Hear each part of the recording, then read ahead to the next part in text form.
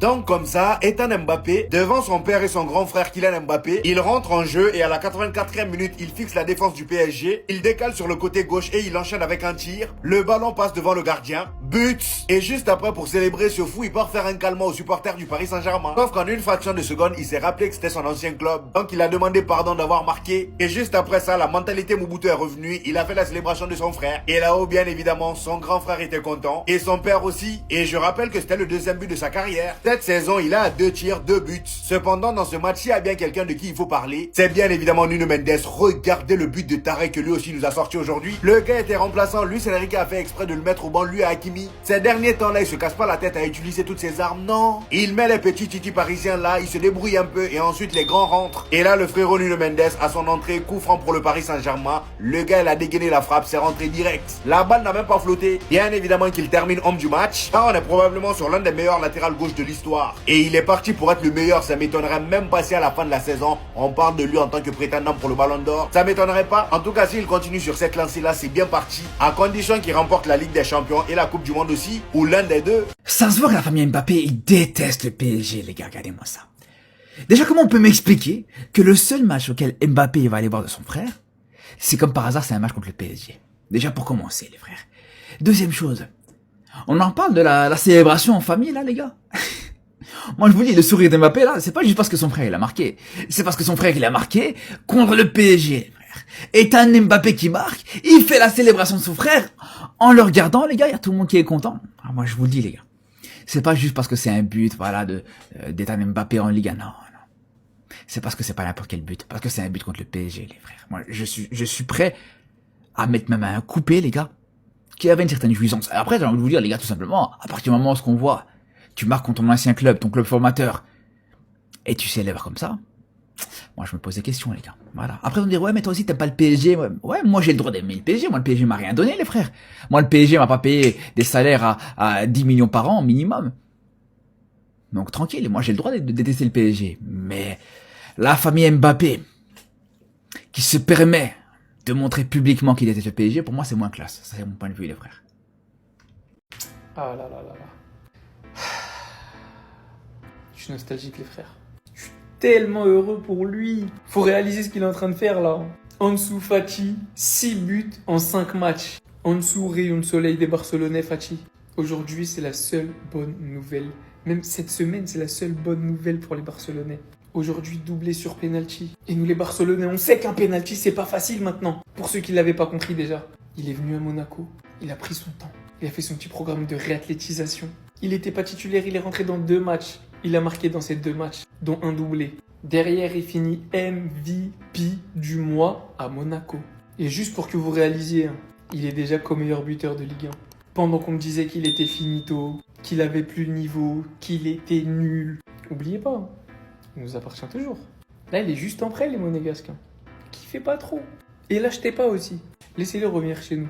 Moi, je l'ai toujours aimé et je resterai toujours derrière lui. Je suis tellement heureux de le voir épanoui, jouer au football, être bon, être impliqué. Juste le voir sourire, ça me rend heureux. Maintenant, c'est bon. La blague est assez durée. En dessous, amuse-toi bien. Reviens-nous cet été. S'il te plaît, reviens-nous cet été. Rashford, je pense qu'à un moment donné, il faut se faire respecter. Parce que là, frérot, c'est trop. Je pense qu'il faut que tu commences à leur mettre des coups de pression pour qu'ils jouent avec toi. Parce que là, à un moment donné, ça y est, frère.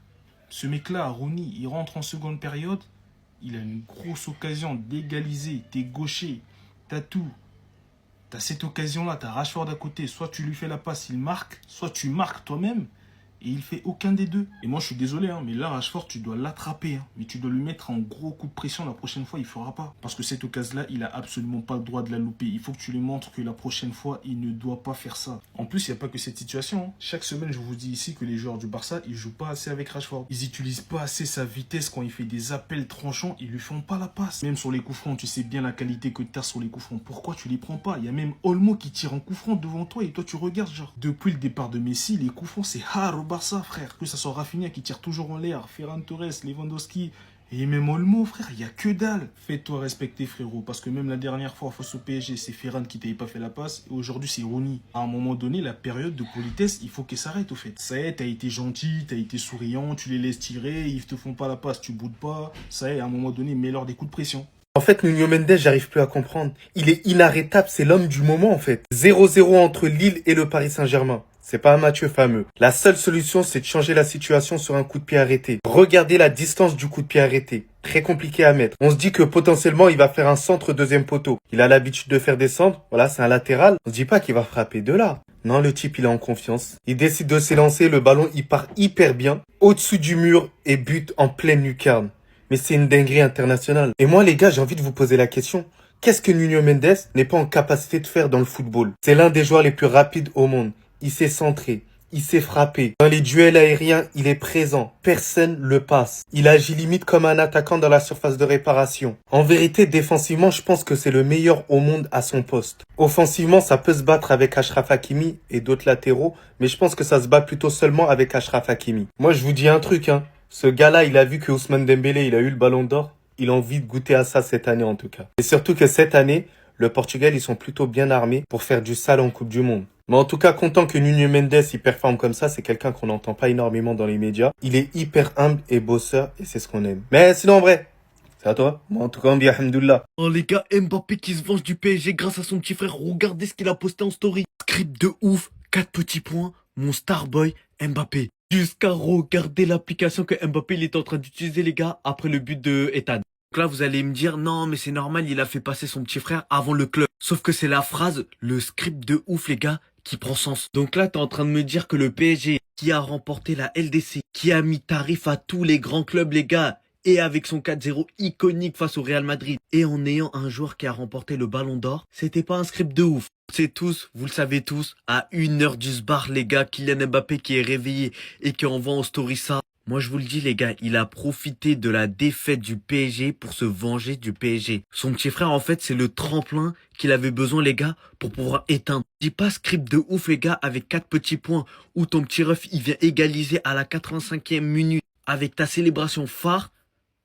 Non, moi je vous le dis c'est pas normal. La famille Mbappé les gars jusqu'à elle est venue au complet. Je crois que vous avez pas vu l'image, attendez je vous la trouve. Wilfried à droite, Mbappé, sa daronne, ils sont venus en groupe les gars se foutre du PSG. Pour son plus grand plaisir, sous les yeux du grand frère. Les Parisiens, Mbappé est parti. Mais il n'en a pas fini avec vous. 4 minutes après son entrée, Ethan Mbappé qui vient égaliser contre le PSG. Qui pensait gagner ce match jusqu'à la 85e. Surtout sur ce coup franc par Nuno Mendes. Et quel coup franc de celui-ci d'ailleurs. Mais en vain les gars. Aujourd'hui c'était sa soirée. Suivi de la célébration du grand ref. Cette saison, ça fait 2 buts comme ça qu'il inscrit. La statistique est tellement rare, dites-vous qu'il a 2 tirs, 2 buts. Des fois, on devrait se demander si au final, il ne devrait pas être attaquant. C'était quelque chose à prévoir. Sous les yeux du grand frère, sous les yeux du daron, contre le PSG. C'était la soirée rêvée. Et ça n'y a pas échappé. Des fois, t'as l'impression que tout est scripté. Le football, c'est un script.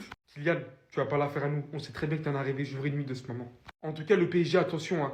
On sait que vous avez beaucoup de blessures, que ça devient par moments compliqué à gérer. On voit qu'il y a des individualités qui essayent de ressortir, notamment Nuno Mendes, pour vous faire sortir de l'eau. Mais sur le long terme, on voit que ça commence à avoir ses limites. Et ce, malgré tout ce que Luis Enrique essaie de mettre en place. Vivement que les titulaires sont au retour de blessure, parce que là, ça commence à devenir hard de ouf.